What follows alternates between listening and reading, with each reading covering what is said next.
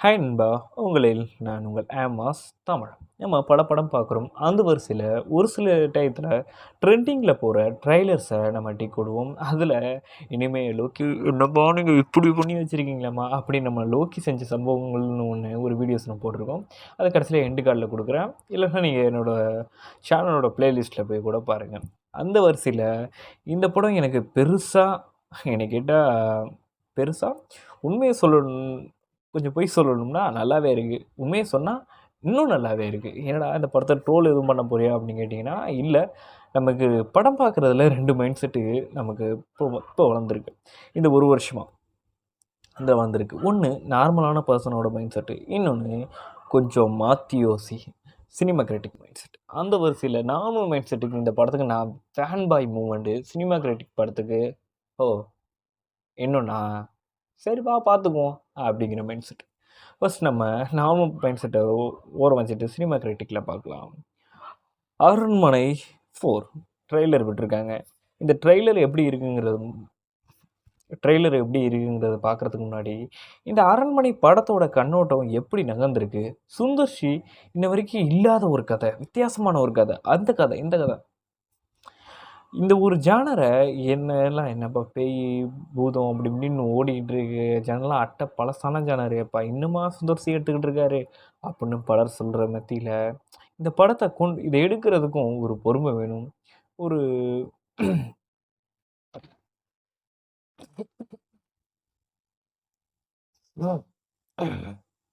ஒரு mind set வேணும்.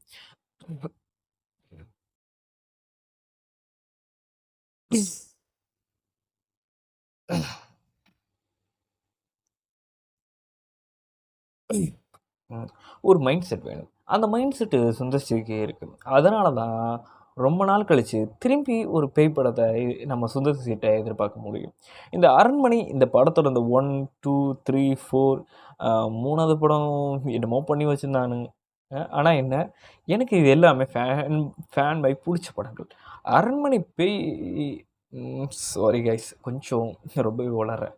அரண்மனை இந்த படத்தோட ஃபர்ஸ்ட் கதையோட கண்ணோட்டம் எப்படி இருந்துச்சுன்னா, ஒரு ல ஒரு பொண்ணு அந்த ஊர்ல ஒரு சாமியாரா இருக்கா.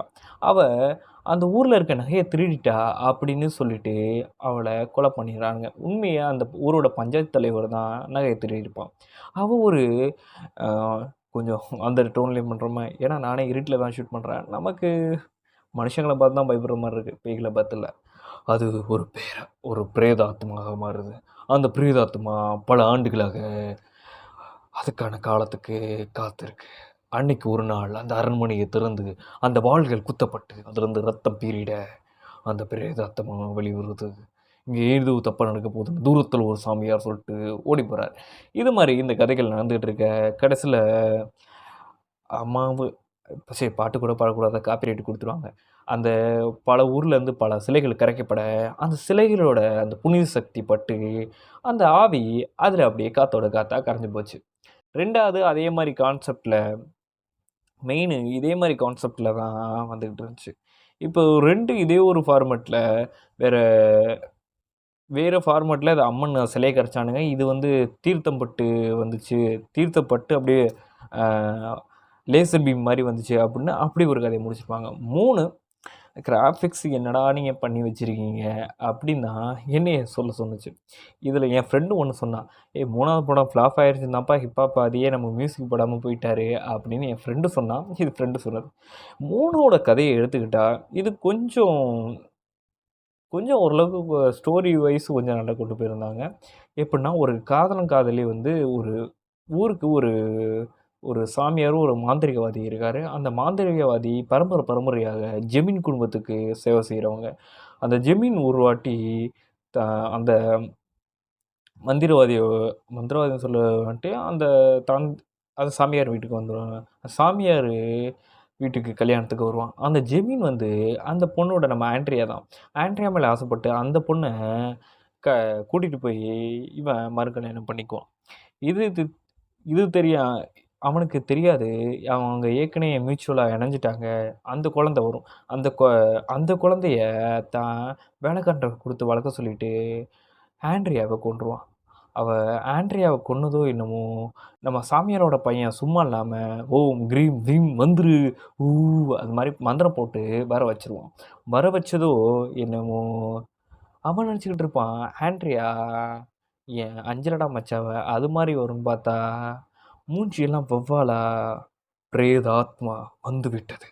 அப்படிங்கிற மாரி வந்துச்சு. அவனுக்கு என்ன பண்றதுன்னு தெரியல. ஓடுறான், ஒளியிறான், அப்படி இப்படின்னு பண்றான். அது தொடர்ச்சியா அந்த ஜெமின தொரத்திக்கிட்டு வருது. நம்ம மந்திரவாதி ஒரு வழியா அத வந்து ஒரு கட்டுக்குள்ள போட்டு, அம்மனோட சிலைக்கு பின்னாடி ஒரு அந்த பாழடைஞ்ச ரூம்ல கட்டி வைக்கிறாங்க. ரொம்ப நாள் கழிச்சு ரொம்ப நாள் கழிச்சு அந்த ரூம தொறக்கும்போது ஒண்ணுமே இல்ல. காத்தோட காத்தா கரைஞ்சு போது. ஆனா அது பழிவாங்க ஆரம்பிக்குது. இத தடுக்க அந்த அம்மனால மட்டும் தான் முடியும்.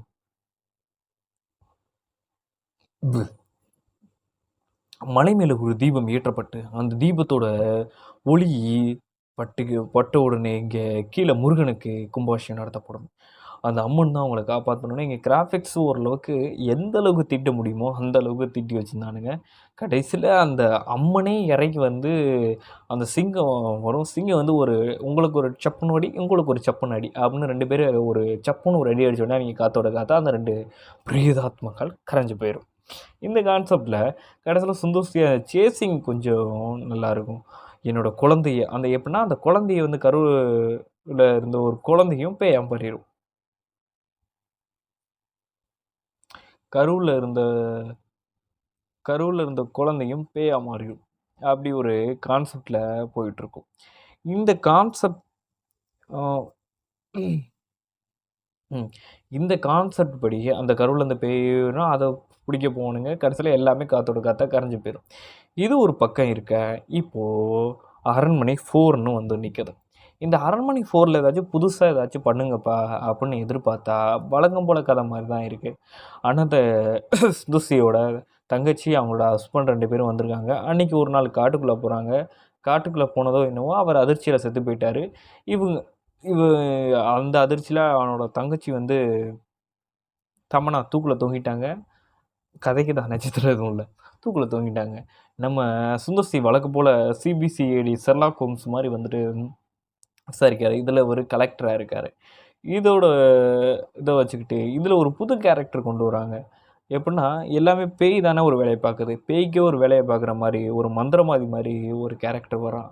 அவன் வந்து தீய சக்திகள்லாம் எல்லாத்தையும் கட்டுப்படுத்துற அகோர அகூர சக்தி, தீய சக்திகள் என் கட்டுப்பாடு. ஏன்னா, அந்த அருந்ததிய அந்த படம் பாத்துக்கிட்டு இருந்தேன் இன்னைக்கு காலையில. அது இந்த படங்கள்லாம் வச்சுக்கும்போது, ஒரு இருங்க வந்துர்றேன். பேய் படத்துக்கு தமிழ் சினிமால மோஸ்ட் இம்பாக்டட் வாண்டட் படம்னா, பழைய படங்க. அந்த படம் பார்க்கும்போது, "அடியே பொம்மாயி" அப்பலாம் அந்த படம்லாம் பார்க்கும்போது, எனக்கே கொஞ்சம் இந்த கூஸ் பம்ப் இருக்கு தெரியுமா?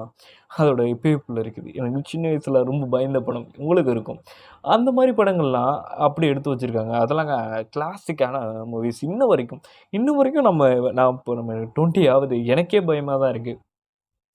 அந்த அளவுக்கு நல்ல படங்கள் இருக்க மத்தியில, இது குறைன்னு சொல்ல மாட்டேன். இது கமர்ஷியலா சக்சஸ் ஆன படங்கள் தான்.